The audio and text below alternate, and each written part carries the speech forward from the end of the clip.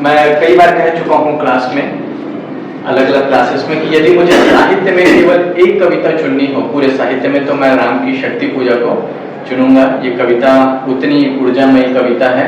इस एक कविता के आधार पर जो पूरे छायावादी काव्य धारा है उसको शक्ति काव्य कहते हैं। क्या कहते हैं? शक्ति काव्य। शक्ति काव्य कहते हैं। आप सभी लोग दुर्गा नवमी मनाते होंगे, है ना?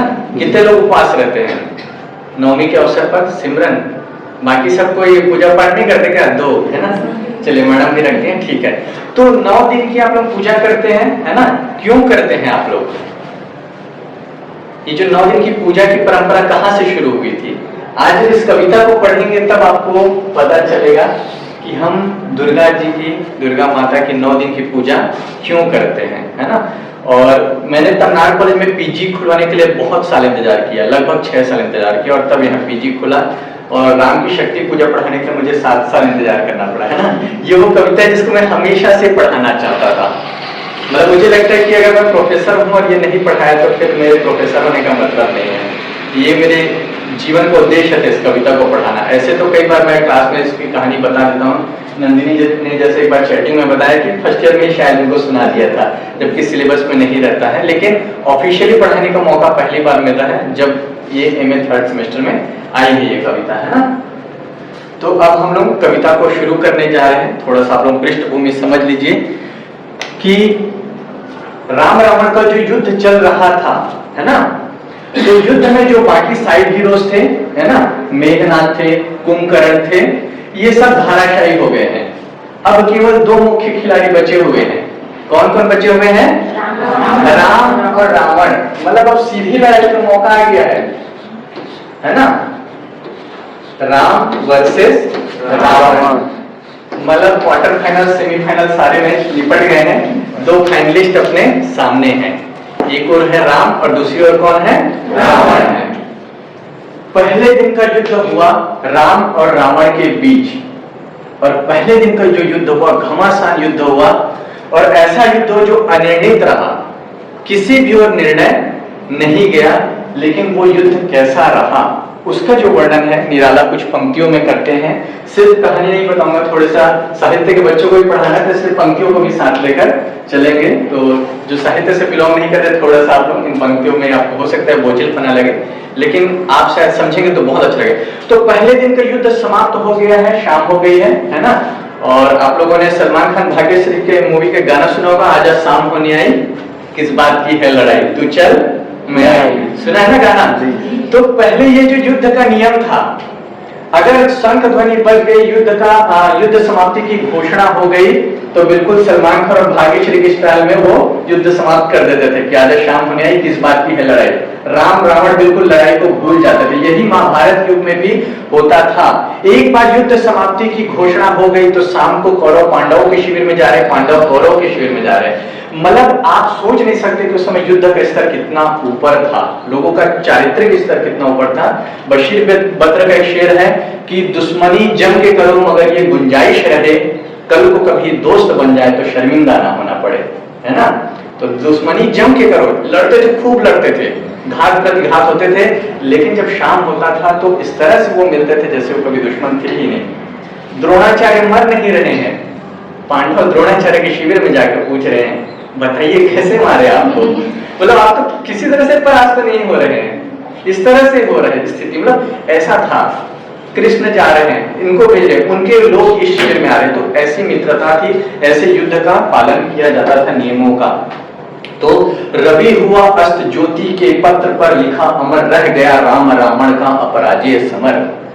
रवि हुआ अस्त, सूरज ढल गया है, और ज्योति के पत्र पर लिखा अमर, ज्योति मतलब प्रकाश, रोशनी, सूर्य, समय, समय के पत्र पर लिखा रह गया अमर। अमर मतलब जो कभी नहीं मिटेगा, राम रावण के युद्ध का पहला दिन।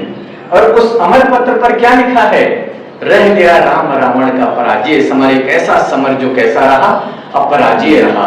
और इन पंक्तियों में हम आगे वर्णन पढ़ते हैं कि आज हुआ क्या दिन भर। आज का तीक्ष्ण सर विद्युत छेब कर वेग प्रखर, तीखे बाणों से, तेज हाथों से एक दूसरे पर तीरों की क्या कर रहे हैं? बौछार कर रहे हैं। शतशेल संवरणशील नील नभ गर्जित स्वर, सैकड़ों सैकड़ों भाले बर्छियां बरसाए जा रहे हैं एक दूसरे पर, और इन तीखे तीरों से इतने तेज गति से बरसाए जा रहे तीर बाण भाले कि पूरे जो नील नभ है, नीला आसमान है, वो इनके स्वर से, ध्वनि से क्या हो गया है, गर्जित हो गया है, गुंजायमान हो गया है। राक्षस विरुद्ध प्रत्यु, राक्षसों की सेना है और उसको पीछे कौन ढकेल रही है, क्रुद्ध कपि समूह, जो वानरों का समूह है वो राक्षसों की सेना को पीछे ढकेलने का प्रयास करे। और बंदर जिस तरह की ध्वनि करते हैं ऐसा करके जो युद्ध का जो ध्वनि है वो गूंज रहा है, राक्षसों को पीछे ढकेलने का प्रयास किया जा रहा है। विक्षुरित वही राजीव नयन हत लक्ष्य बाण, और राजीव नयन, विरोधाभास देखना, राम कौन है, राजीव नयन है, उनकी आंखें कैसी है, कमल के समान है। माता कहती थी मुझे सदा राजीव नयन, बार बार इस कविता में राजीव नयन आएगा, क्यों आएगा पंत में पता चलेगा कि राम की आंखें क्या है, कमल है।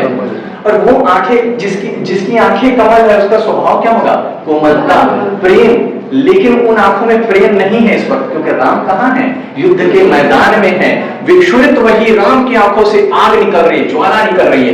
क्यों निकल रही है, हर लक्ष्य बाण, राम बाण पे बाण चलाते जा रहे हैं, लेकिन एक भी बाण रावण को लग नहीं रहा है। पहली बार हो रहा है जीवन में, महानायक सर्वश्रेष्ठ धनुर्धर राम के निशाने लग नहीं रहे हैं, आंखों से ज्वाला निकल रही है। और दूसरी ओर कौन है, लोहित लोचन रावण, जिसकी आंखों में एक और राजीव लोचन है। देखिए विरोधाभास दोनों के चरित्र का, राम है राजीव लोचन और रावण है लोहित लोचन, जिसकी आंखों में नशा भरा हुआ है, मद भरा हुआ है, अहंकार भरा हुआ है। लोहित लोचन रावण मद मोचन महियान, और उस रावण जिसकी आंखों में नशा अहंकार भरा हुआ है, उसके मद मोचन करने, उसके अहंकार को नष्ट करने राम कुशलता से बढ़ रहे हैं। और महियान का दूसरा अर्थ है, मही यानी पृथ्वी, यान, जिसका यान क्या है, पृथ्वी है। रावण लंकापति था, सोने की लंका थी, उसका रथ भी उतना आलीशान था, लेकिन राम कैसे थे, वल्गल वेशधारी, सन्यासी वेशधारी। रथ है, घोड़े हैं, नहीं है, तो पूरी धरती ही, पृथ्वी क्या है, उनका यान है।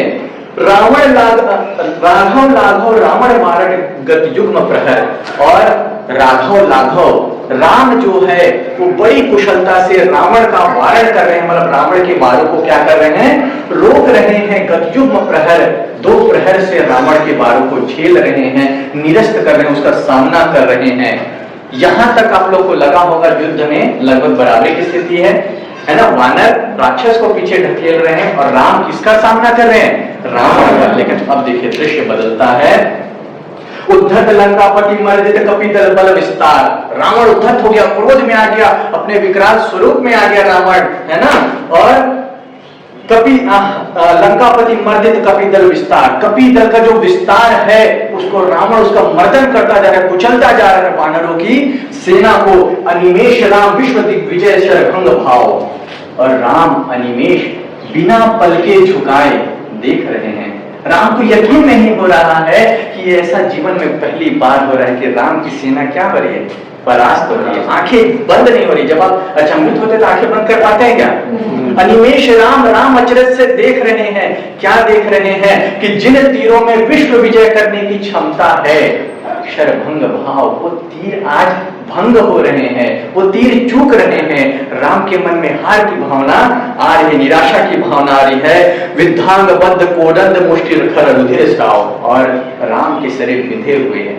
देखिए भगवान राम के शरीर क्या हुए, बिंधे हुए हैं। किससे बिंधे हुए हैं, रावण के बाणों से। मुट्ठी क्रोध में बंधी हुई है, धनुष को जोर से पकड़ा हुआ है, और रक्त का स्राव हो रहा है राम के शरीर से। जगह जगह तीर लगने से रक्त का स्राव हो रहा है। और बाकी आगे पूरी सेना का, जब राम का ये हाल है तो बाकी का तो समझ ही सकते हो, है ना।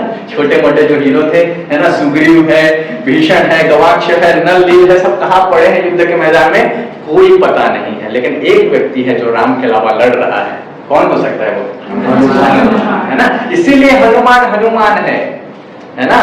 राम कि विजय में जितना बड़ा योगदान हनुमान का उतना किसी का नहीं। सब मूर्छित पड़े हैं, राम पीछे हटने को मजबूर है, लेकिन एक व्यक्ति 4 प्रहर से अकेले टिका हुआ है, वो है मारुति नंदन हनुमान। टिके हुए उद्गित वही भीम पर्वत कपि चतु प्रहर, 4 प्रहर से विशाल काय कपि वानर हनुमान टिके हुए हैं। और जानकी भीरू और जानकी जिसका हृदय भीरू है, डर रहा है, घबरा रहा है कि युद्ध में क्या होगा, क्योंकि सीता की मुक्ति के लिए युद्ध लड़ा जा रहा है ना, तो युद्ध का परिणाम पर किसका जीवन निर्भर करता है? सीता का। तो जानकी के भीरू घबराए हुए हृदय की केवल एक आशा है, राम से आशा नहीं, उन्हें किससे आशा है? हनुमान। क्योंकि वो हनुमान ही था जो अकेले समुद्र पार करके उनके पास आया। उनके पति नहीं आ पाए थे, बड़े बड़े वीर नहीं आ पाए थे, अकेला हनुमान था जो अशोक वाटिका में सीता जी से मिलने गया था, जिसने सीता जी को ये आश दिलाई थी कि राम आएंगे, है ना? तभी तो ना कि राम आएंगे तो अंगना सजाऊंगी, सीता की जो फीलिंग है ना? तो सीता को आशा किसने दिलाई थी, विश्वास किसने दिलाया? हनुमान ने।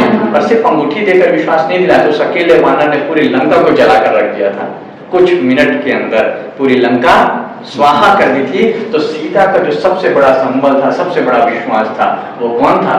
हनुमान। 4 प्रहर से अकेले मोर्चा संभाले हुए हैं। ये था युद्ध का पहला दिन, पहली शाम, है ना? और शाम को आपने देखा दूसरे पक्ष में राम की सेना का क्या हुआ, बुरा हाल हुआ।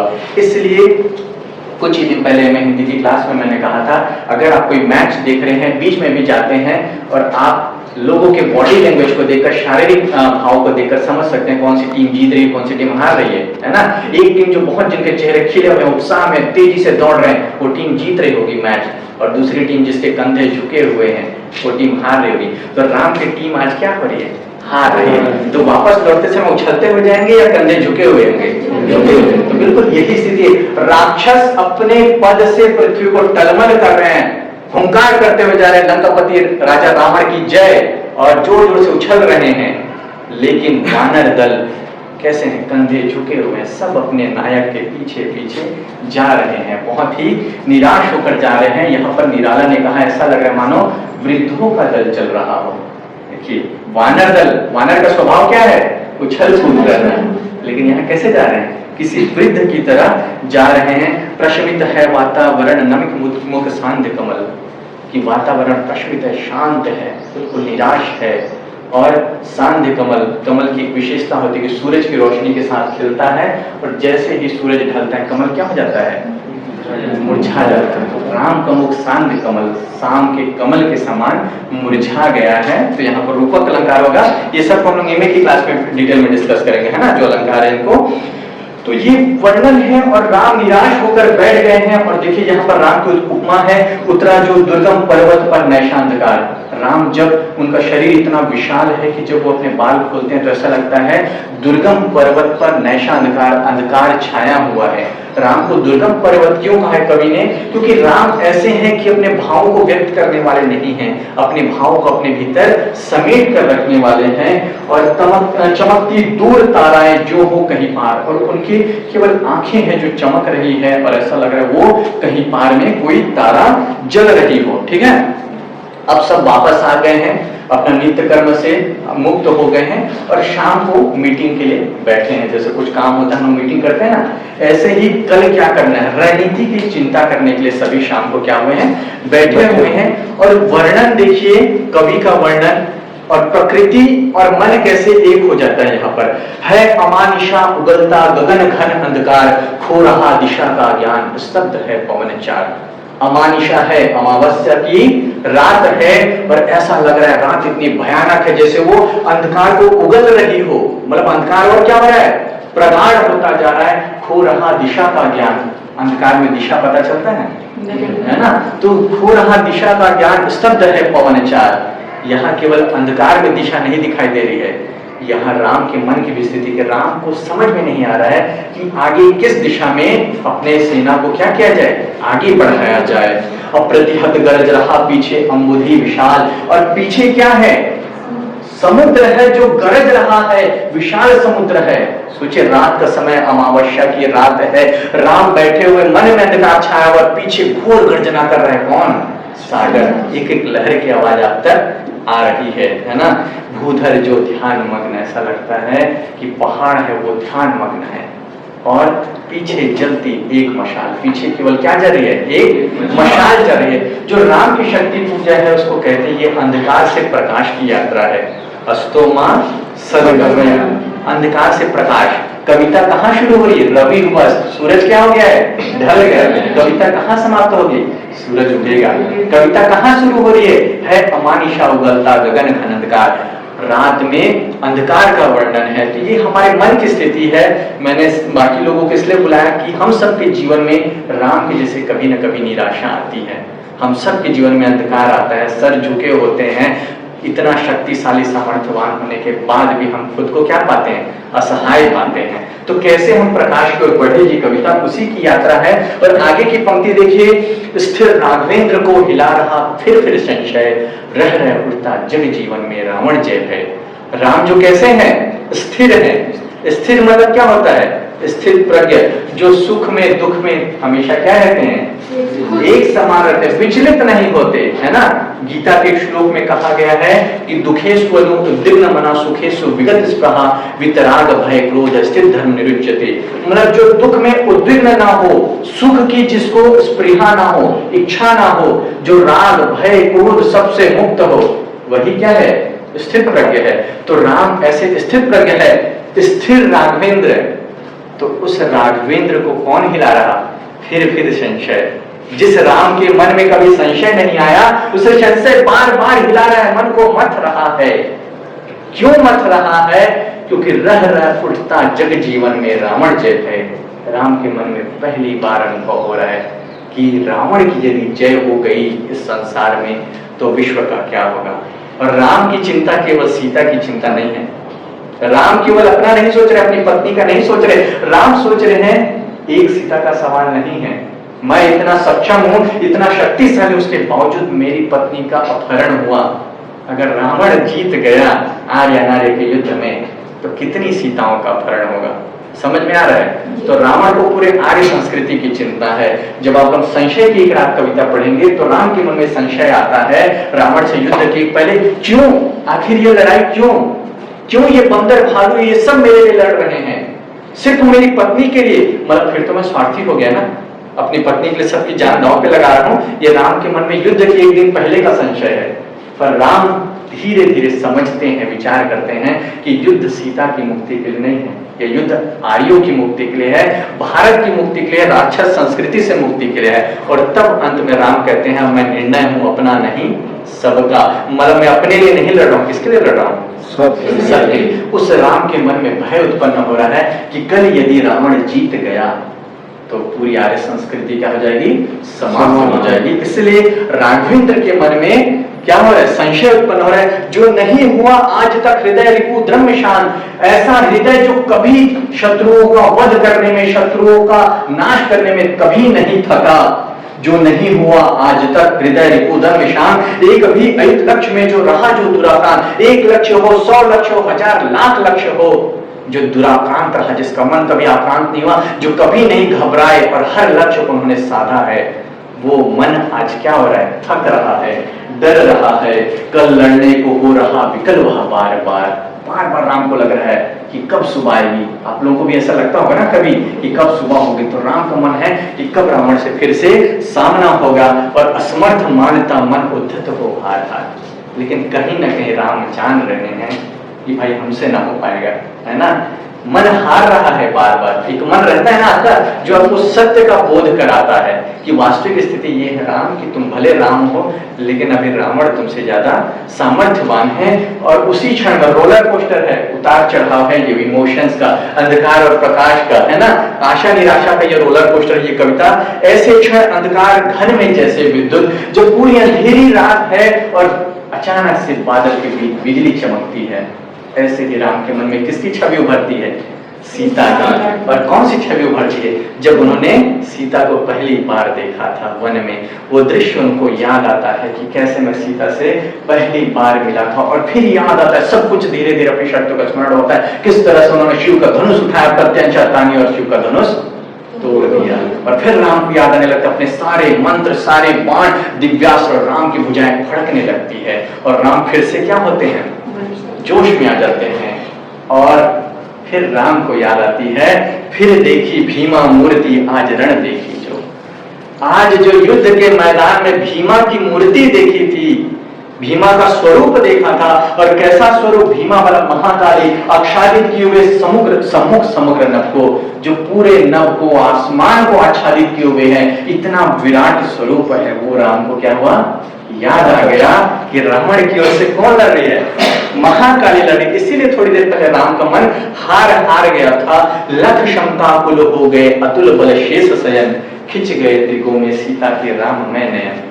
अतुल बल, जिनका बल अतुलनीय है, जिनका शयन स्वयं शेषनाग है, वो शंका से भर गए और उनकी आंखों में बिंब में बिंब का उदाहरण है ये। खिंच गए त्रिगो में, राम की आंखों में सीता की आंखें आई। और वो भी कौन सी आंखें? जब राम पहली बार सीता की आंखों में देखते हैं, और उन आंखों में किसको देखते हैं? अपनी छवि को देखते हैं। तो राम की आंखों में सीता की वो आंखें आई जिसमें राम स्वयं को देख रहे हैं। और जैसे ही वो स्मरण होता है, राम की आंखों में आंसू आ जाते हैं। भावित नैनों से गिरे दो मुक्तादल, दो मोतियां उनकी आंखों से गिरे हैं। और राम के चरणों में कौन बैठे हुए हैं? हमेशा हनुमान बैठे हुए हैं, क्योंकि हनुमान के लिए राम पूरी दुनिया है। राम के अलावा हनुमान की दुनिया में कुछ भी नहीं है। जो कुछ है हनुमान के कौन है? राम। हनुमान चरणों में बैठे हुए, दो बूंद गिरे हैं आंसू। और हनुमान इतने ध्यान में मग्न हैं कि उनको लग रहा है कि ये राम के चरण है, श्यामा के चरण है, क्योंकि राम का वर्ण भी कैसा है? श्याम है। और जो आंसू गिरते उनको लगता है कि ये मोती है, हीरे हैं। लेकिन अचानक से फिर हनुमान का मन भी चंचल उठता है, विकल उठता है, ध्यान टूटता है। और एक क्षण के लिए संशय आता है, कहीं ये प्रभु के आंसू तो नहीं है, राम के आंसू तो नहीं है? ये आंसू राम के। हनुमान की स्थिति सोचिए, हनुमान जो उनकी दुनिया है, राम की आंखों में आंसू आ गए। हनुमान को यकीन नहीं होता, क्योंकि उन्होंने राम को कभी रोता हुआ नहीं देखा है। कंफर्मेशन के ऊपर देखते हैं, और राम की आंखें क्या है? सजल है, आंखें भरी हुई है राम की। और फिर जो हनुमान की स्थिति है, जिससे आप बहुत प्रेम करते हैं, जो आपका सब कुछ है, जो आपका ईश्वर है, उसकी आंखों में आंसू हनुमान के लिए इससे बुरी बात कुछ हो सकती है? हनुमान का क्रोध बढ़ने लगता है। और हनुमान पवन के पुत्र हैं, स्मरण करते हैं अपनी शक्तियों को।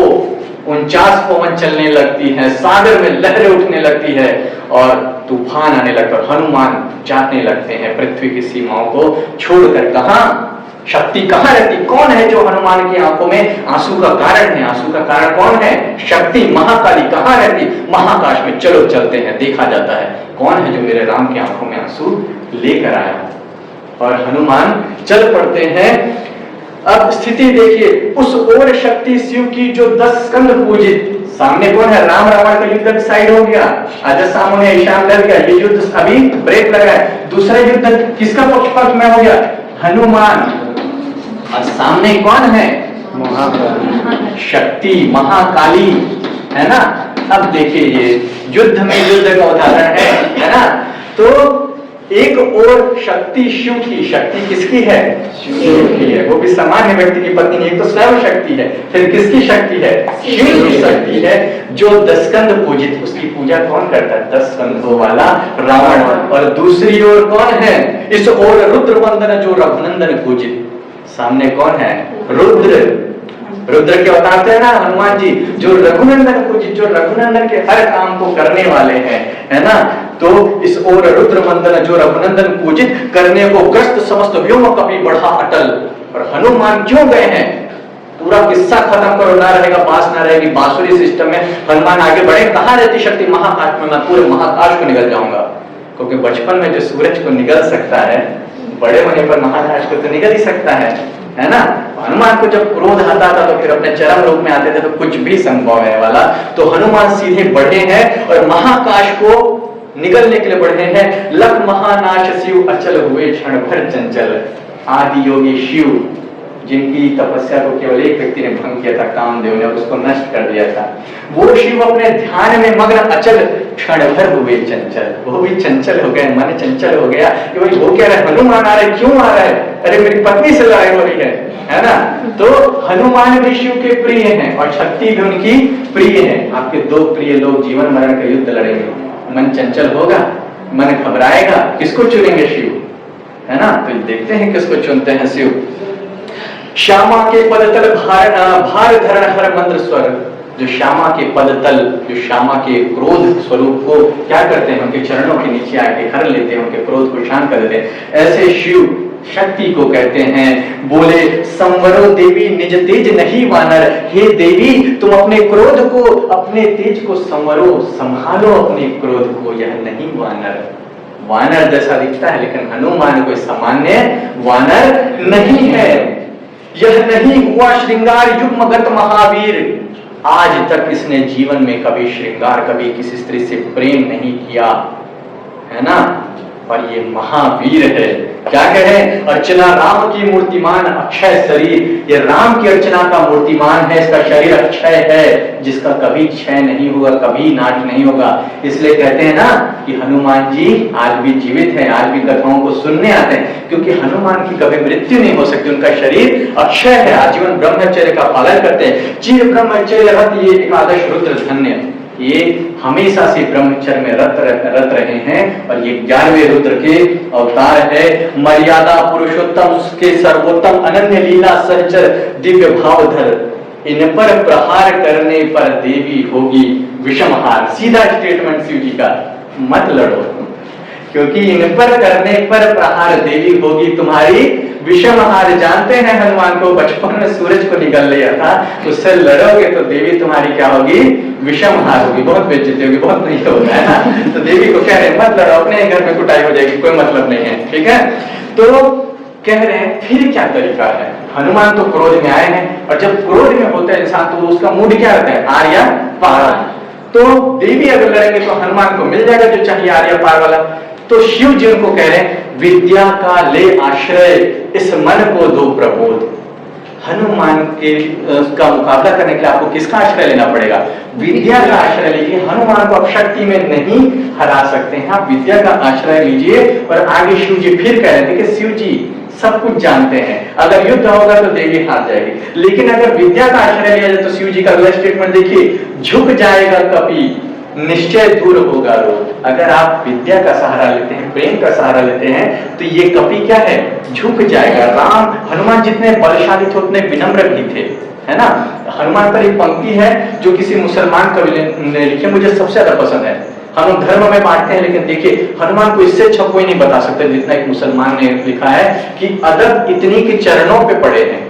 हनुमान में कितनी अदब है कि हमेशा चरणों पे पड़े रहते हैं, और अना इतनी कि लंका जलाकर खाक कर दे। ईगो इतना है कि जब ईगो पे बात है तो लंका को खाक कर देते हैं, ये हनुमान है। अदब इतनी कि चरणों पे पड़े हैं, और अना इतनी कि लंका जलाकर खाक कर दे। तो शिव जी देख चुके हैं कि हनुमान क्या है, इसलिए बोल रहे हैं कि उसकी अना को चुनौती मत दो, उसके अहंकार उसके बल को चुनौती मत दो।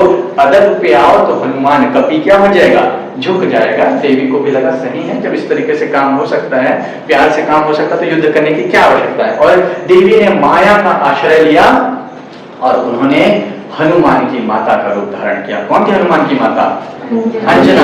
तो अंजना का रूप धरा और हनुमान के सामने प्रकट हुई, महाकाश में बोलती है, तुमने रवि को जब लिया निगल तब नहीं बोध था, तुम्हें रहे बालक केवल। ठीक है हनुमान, तुमने बचपन में सूर्य को निगल लिया, पर तुमको सबने क्यों माफ किया कि तुम केवल बालक थे, है ना। यह वही भाव कर रहा तुम्हें व्याकुल रह रहा। अब तो तुम बड़े हो गए, अब भी वही बचपना कि कुछ भी सूरज को निकल जाना है, इसको निकल जाना है, जो समय से इसको निकल जाना है। यह भाव सही नहीं है।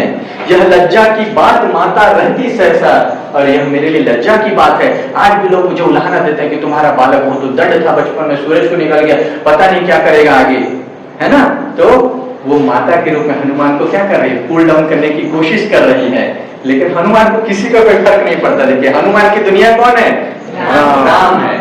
इस बात का कोई फर्क नहीं पड़ा कि लज्जा की बात है, मैंने सूरज को निकल लिया, मम्मी डांट रही, कोई दिक्कत नहीं। अब देखिए क्या कहते हैं जना, यह महाकाश है जहां वाच शिव का निर्मल। ये क्या है, महाकाश है जहां कौन वास करते हैं, शिव का। हनुमान जी मुझे कोई फर्क नहीं पड़ता, अभी भी बोल रहे हैं ना। फिर क्या कहते हैं, पूजते जिन्हें श्री राम। अब उन्होंने अपना ब्रह्मास्त्र फेंक दिया कि ये शिव है जिसकी पूजा कौन करते हैं, श्री राम। उसे कृष्ण को चल, जिसकी पूजा तुम्हारे खुद प्रभु राम करते हैं, आराध्य करते हैं, तुम्हारे आराध्य के आराध्य, तुम उसको कृष्ण को चल रहे हो, है ना।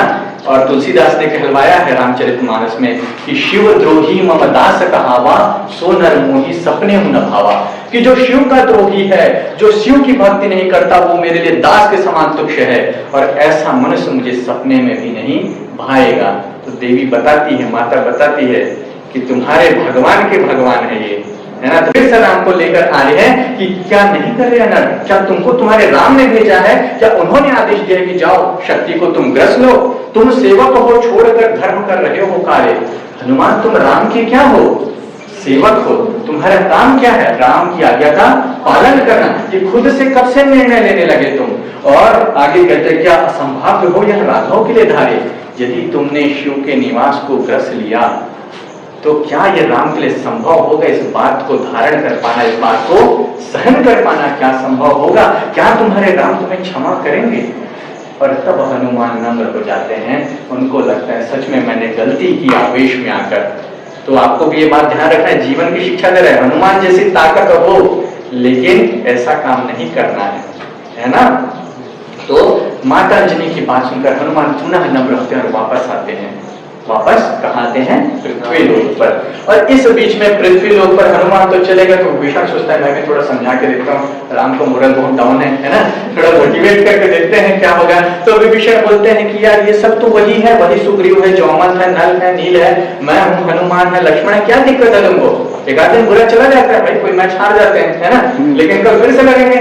तो विभीषण अपनी तरीके से मोटिवेट करने की कोशिश करें, लेकिन विभीषण कौन है, बाहरी व्यक्ति जो खुद अपने भाई को धोखा देकर आया हुआ है। राम को भरोसा होगा क्या, एक धोखेबाज पे कभी भरोसा मत करना, समझ में आ रहा है, वो आपको भी धोखा दे सकता है। ये भी सिखाती है राम की शक्ति पूजा। तो विभीषण ऑलरेडी अपने भाई को धोखा देकर आए हैं और राम को समझा रहे हैं कि चिंता मत करो, ऐसा करो वैसा करो, सब ठीक हो जाएगा, तब बढ़िया से लड़ेंगे, ये होगा। फिर भी देखते हैं कुछ असर नहीं हो रहा है, तो फिर सोचते हैं कि अब नेगेटिव मोटिवेशन मतलब किसी का ईगो हर्ट हो जाए, तुम क्या बात कर रहे हो यार, इतना लड़ाई लड़े, कुंभकर्ण मर गया, मेघनाथ मर गया, सब मर गया, केवल रावण बचे, हम बहुत नजदीक है सीता की ओर, तुम्हारा हाथ बढ़ाना, तुम हाथ खींच रहे हो, निर्दय हो तुम। फिर भी नहीं कुछ असर हुआ। फिर विभीषण कहते हैं रघुकुल रीत सदा चलिए, प्राण जाए पर वचन न जाए। ये रघुकुल की कमजोरी है, कमजोर नस है। अब उसको दबाने का प्रयास कर रहे हैं कि अच्छा वादा किया तुमने कि मैं लंकापति, हाँ भाई मैं तो लंकापति हो गया, लंकापति विभीषण की जय जय, धिक धिक राघव, धिक धिक तुम्हें धिक्कार है राघव कि तुमने मुझे ऐसा वचन दिया जिसे तुम पूरा नहीं कर सकते। जबकि रघुकुल की ये रीत है कि जो वचन दिया, जो वादा किया वो निभाना पड़ेगा, है ना। तो ये रघुकुल की रीत थी।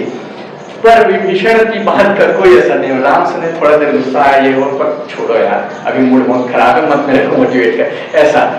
और राम क्यों मोटिवेट नहीं हो पा रहे हैं, राम क्यों उत्साहित नहीं हो पा रहे हैं, क्योंकि स्थिति देखिए, वास्तविकता ये है, राम कहते हैं विभीषण की सारी बात सुनने के बाद, मित्रवर विजय न होगी समर, यह नहीं रहा नर वानर का राक्षस से रण। ये युद्ध हम नहीं जीत पाएंगे भाई, तुम समझ नहीं रहे हो। क्यों? क्योंकि तुमको लगता है कि नर और वानर मिलकर राक्षस से रण कर रहे हैं, पर वास्तव में ये नर वानर और राक्षस का रण नहीं है। क्यों नहीं है? उतरी पा महाशक्ति रावण से आमंत्रण। रावण से आमंत्रण पाकर कौन लड़ राम के पक्ष से? महाशक्ति। और ये पंक्ति देखना आप अपने जीवन में फील करेंगे कभी ना कभी हर व्यक्ति, अन्याय जिधर है उधर शक्ति। शक्ति किस ओर है? अन्याय। हमेशा जीवन में यही होता है 90% है कि जिधर अन्यायी लोग है, जिधर दुराचारी लोग है, जिधर पापी लोग है, उस ओर सत्ता होती है, उस ओर शासन होता है, उस ओर बल होता है। और सत्य की ओर लड़ने वाला हमेशा अकेले लड़ता रहता है। कल मैंने स्टेटस में विनोद फोगाट के बारे में लगाया था, है ना, कि वो लड़की जिसको सड़कों पर घसीटा गया। कई महिला पहलवानों ने आरोप लगाया था कि हमारा दैहिक शोषण हो रहा है, और उन्होंने धरना दिया तो उनको पुलिस ने लाठियों से मारा, उनके तंबुओं को तहस नहस कर दिया, घसीटा गया। वो लड़की ओलंपिक में फाइनल तक पहुंची, लेकिन फिर पॉलिटिक्स हो गया, है ना। जो हुआ वो आपको पता चल जाएगा, वो फाइनल नहीं खेलेगी जो फोगाट है वो।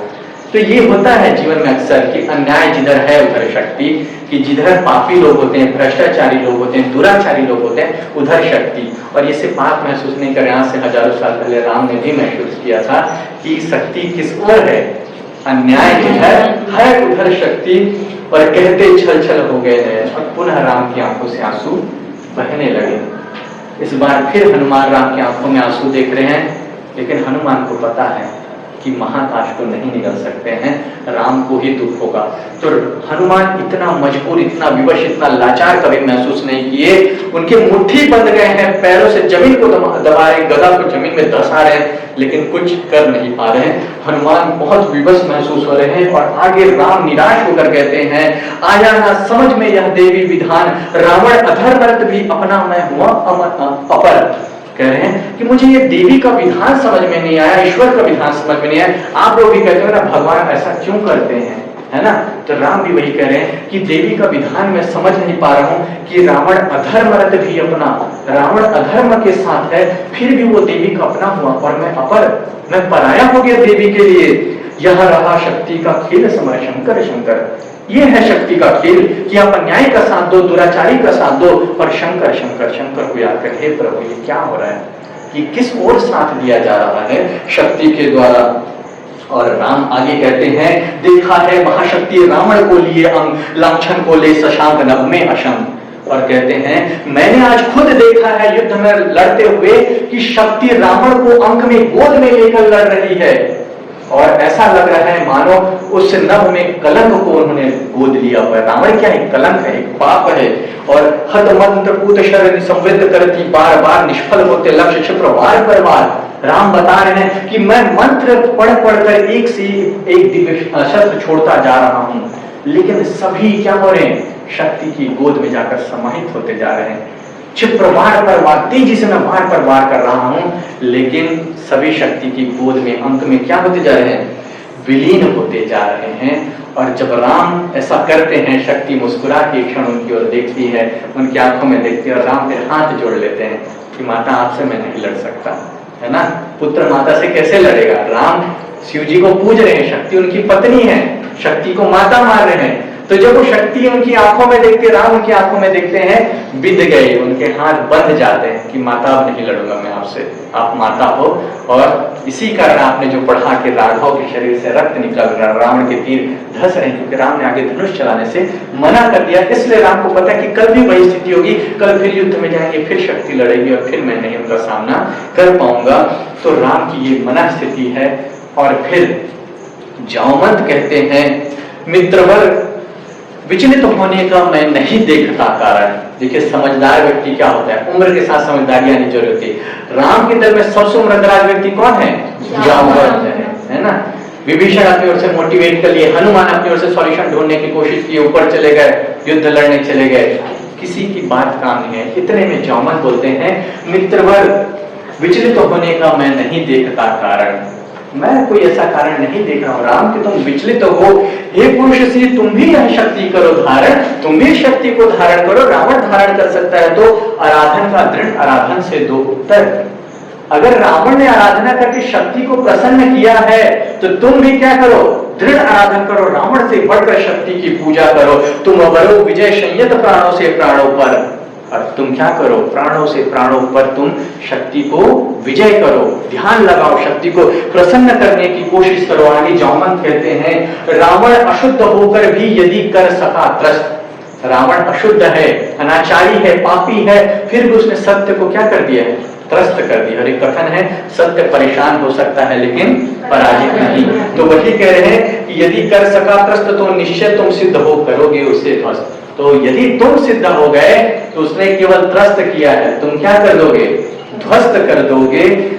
शक्ति की करो मौलिक कल्पना करो, पूजन छोड़ दो समर जब तक सिद्धि ना हो रघुनंदन। तो तुम शक्ति की मौलिक कल्पना करो, पूजन शुरू करो और छोड़ दो समर, तुम युद्ध छोड़ दो, राम लड़ने की जरूरत नहीं है।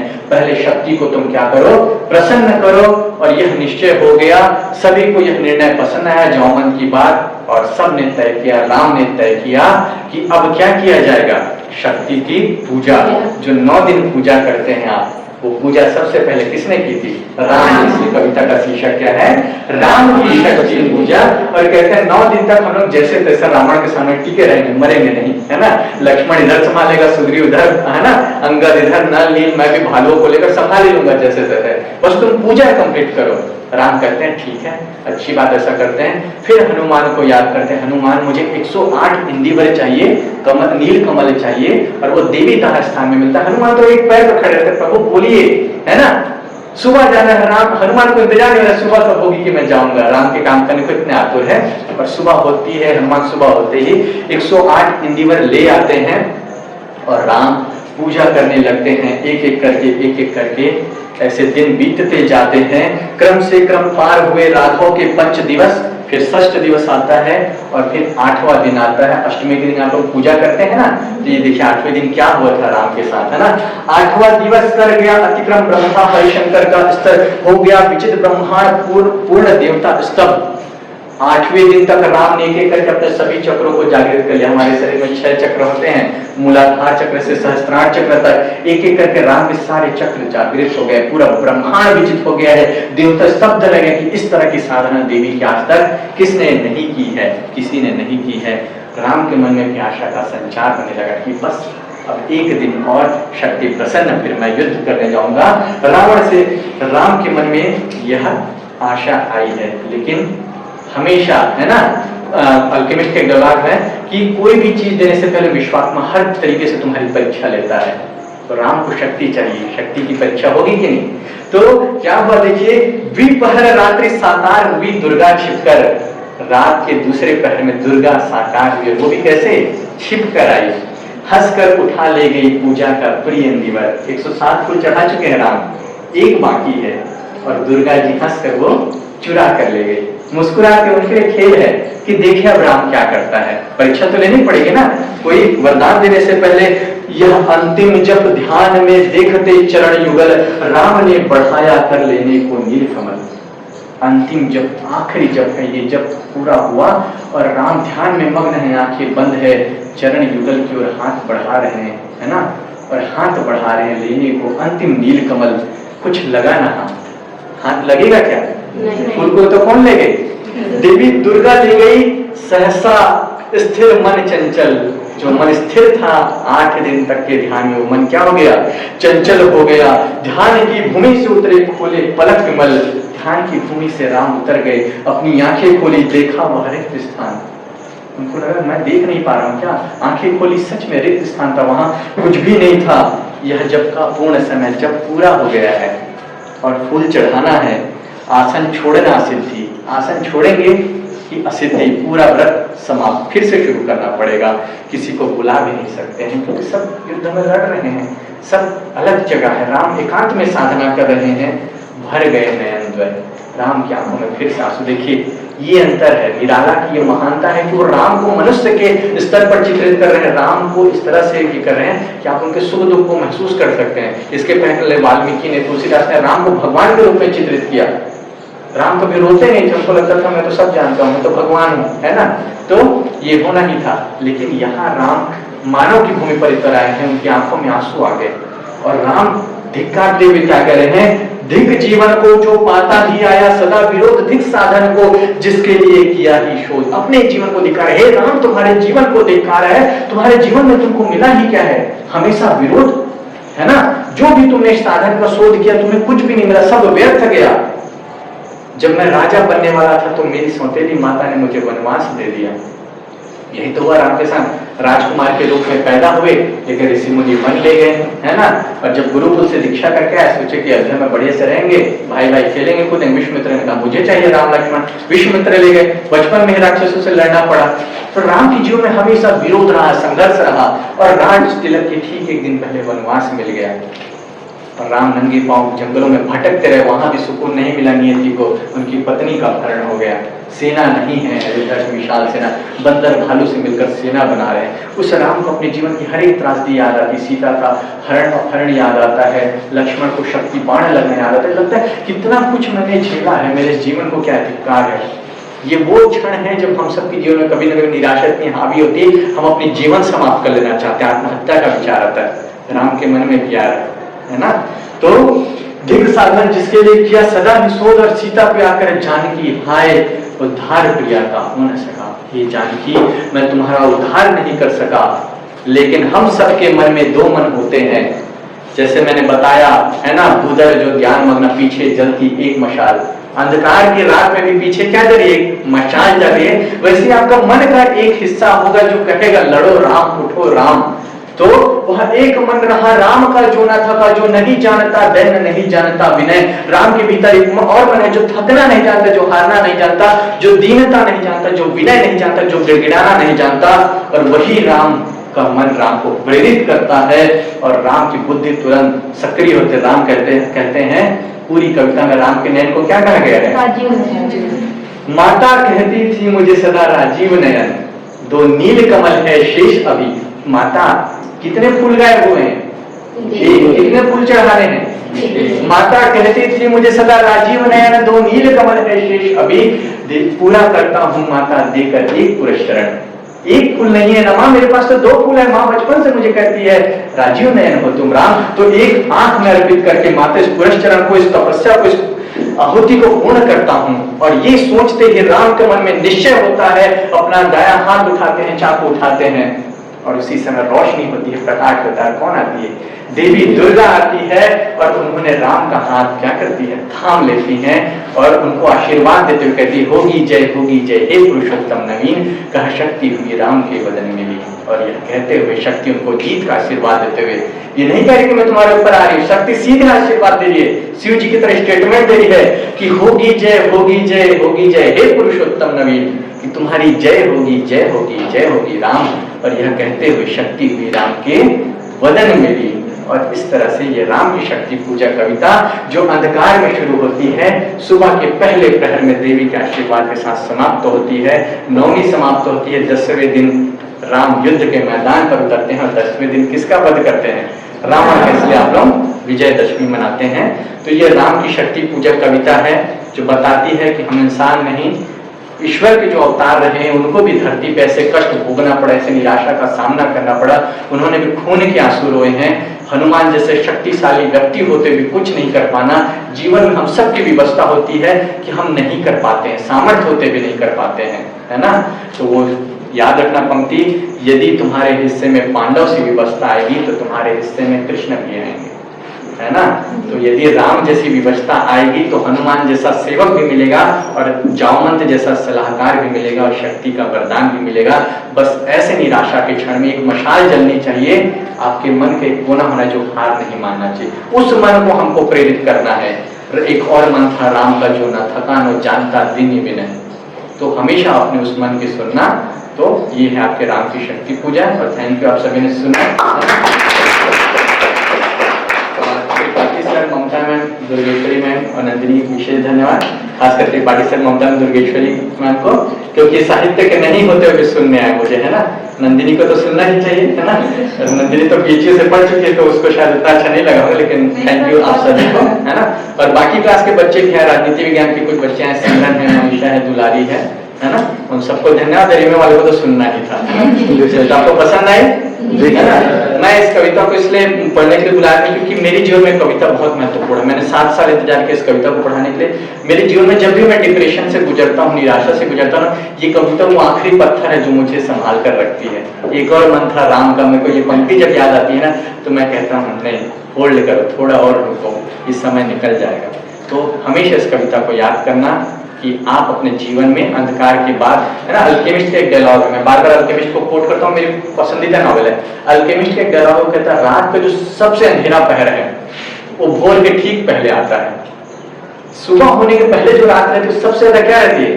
काली रहती है, घनी रहती है। तो जीवन में जब ऐसा लगे ना इससे ज्यादा बुरा कुछ नहीं हो सकता, फिर समझना धीरे धीरे सुबह होने वाली है। ठीक है, चलो तो शुभकामनाओं के साथ आपको फिर मिलते हैं किसी क्लास में। Thank you.